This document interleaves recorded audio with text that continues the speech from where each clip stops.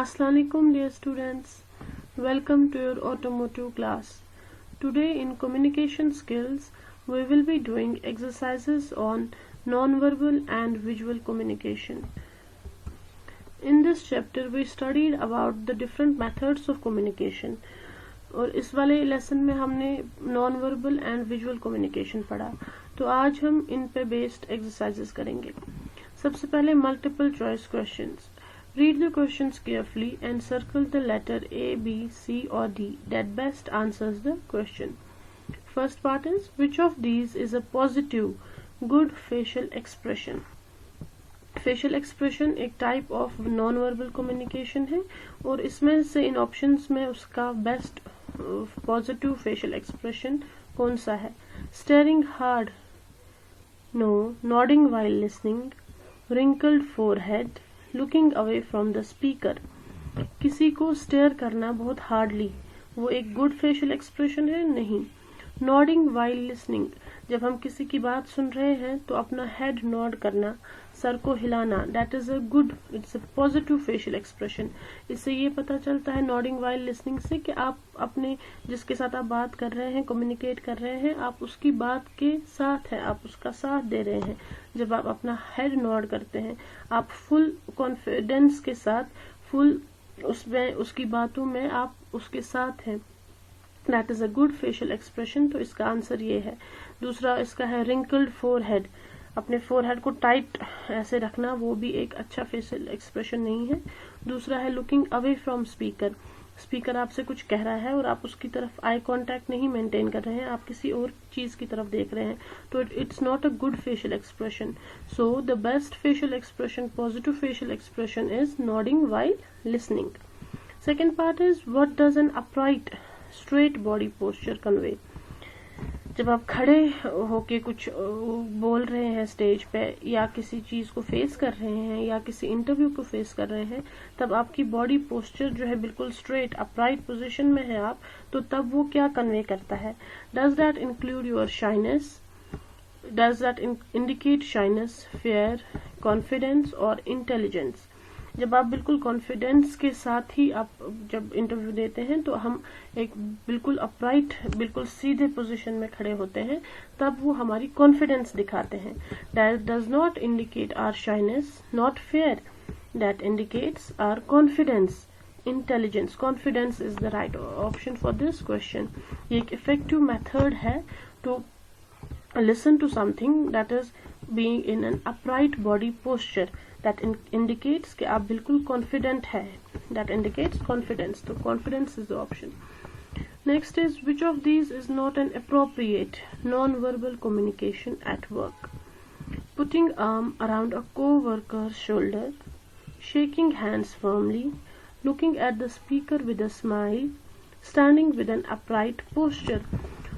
तो जब आप काम पे हैं, एट वर्क हैं आप, तो non verbal appropriate non verbal communication in चारों में से कौन सा नहीं है?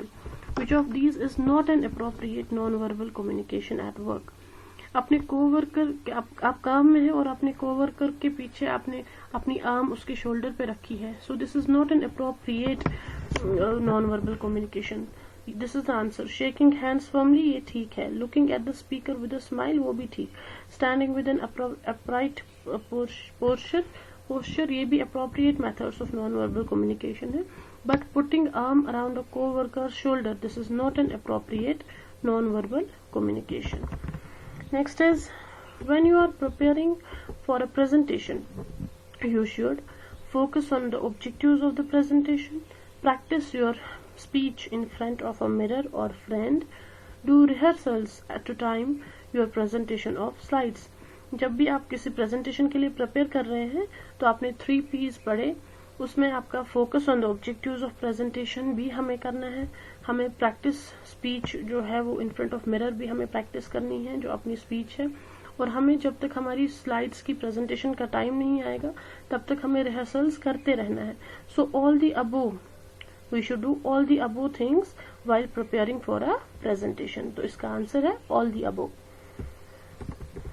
Next part is your part B, that is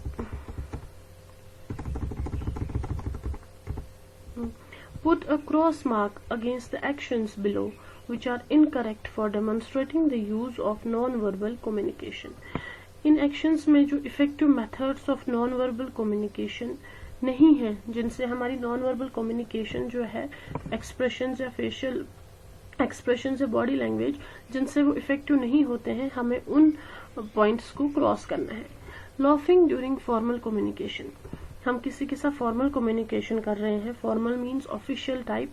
हम क्लास में खड़े हैं, मैम के साथ फॉर्मल कम्युनिकेशन कर रहे हैं तो हम हंस रहे हैं. That is not an effective way of non verbal communication. तो this is an incorrect way. So here we will put cross. Scratching head. अपने हेड पे स्क्रैचेस लाना, ये एक्सप्रेशन तो कुछ भी नहीं शो करेगी ना, ये मेंटल हेल्थ आपकी शो करेगी. सो this is not an effective method. Scratching head, this is an incorrect method of demonstrating non-verbal communication. Smiling when speaking to a friend. अपने फ्रेंड के साथ बात करते वक्त हम स्माइलिंग फेस रखें. This is the effective method of communication, non-verbal communication. So यहाँ पे टिक आएगी. Nodding when you agree with something. किसी चीज पे एग्री करना, फिर सर को हिलाना, अच्छे से लिसन करना, एक गुड लिसनर बनना और सर को हिलाते रहना. That is an effective method. Standing straight, ये भी हमारी कॉन्फिडेंस दिखाता है. So this is also an effective method. Yawning while listening. किसी चीज की तरफ सुन के यॉन करना. Oh no, it's an inappropriate method. This is not an effective method of verbal communication. Here you will put cross. Sitting straight, this is again a correct non verbal communication. Maintaining eye contact while speaking. Eye contact maintain करने से ही हमें अपनी confidence दिखानी है, हमें अपनी involvement दिखानी है. सो ये एक correct method of non verbal communication है. Biting nails. बाइटिंग नेल्स हमारी नर्वसनेस दिखाता है. ये एक अच्छा method of non verbal communication नहीं है. Here you will put cross. Firm handshake. Handshake करना while you are at work या फ्रेंड्स के साथ फर्म हैंडशेक करना, that's also a good effective method of non verbal communication. Clenching jaws. Clenching jaws जैसे chewing gum के time करते हैं, नहीं, this is not an appropriate method of non verbal communication. No, here you will put cross. Looking away when someone is speaking to you.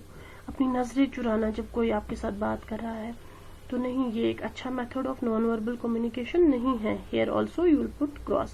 Intense stair.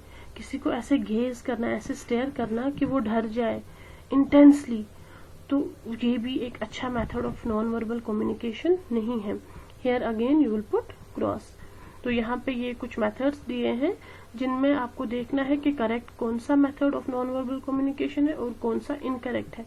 Incorrect वालों को आपको cross देना है. Next is short answer question. Give examples of any 4 common science used for visual communication. Visual communication आपको पता है, उसमें हम कुछ शेयर करते हैं with the help of images and pictures and certain science. तो आपको 4 ऐसी एग्जांपल्स देनी है, जो एक ऐसे साइंस की 4 कॉमन साइंस की एग्जांपल्स देनी है which are used for visual communication. तो इसमें आपका सीधे है ट्रैफिक लाइट्स, आपका है डेंजर मार्क, जहाँ कहीं पे भी डेंजर मार्क आपको लगाया होता है वहां पे हमें नहीं जाना होता है. ऐसे ही आपका फ्लेमेबल सब्सटेंसेस जिनको जो इजिली कैच करते हैं फायर, वहां पे क्रॉस आता है और फायर की वो सिंबल आती है. और वहां पे और आपका बहुत सारे वेज है. और आपका पॉज, प्ले एंड वीडियो है, जैसा आपने कल पढ़ा था. ऐसे ही बहुत सारे नॉन विजुअल कम्युनिकेशन मेथड्स हैं. और आपका टॉयलेट के टाइम जेंट्स लेडीज अलग सिंबल्स होते हैं, साइंस होते हैं. और है हमारा ट्रैफिक सिग्नल, ठीक है, आपको कब लुक करना है, कब गो करना है, वो है. और भी डेंजर मार्क भी मैंने आपको बोला. ऐसे ही बहुत सारे ये है, आपके पास चार्ट दिया हुआ है, ये हमने कल पढ़ा था. This is the chart for visual communication. These are the signs which you can use here. This is the traffic symbol, this is the traffic lights, railway crossing sign, sign for ladies and gents toilets, sign for flammable substances, sign for slippery surfaces, sign used to pause or play a video in smartphone, here it is, or sign which communicates that area is a non-smoking zone. So these are the signs which we use for visual communication. with this we complete our unit lesson 3 of unit 1, that is communication skills. अभी तक हमने इसमें various types of communication पढ़े, verbal, non-verbal and visual communication. With this I wrap up. Thank you students.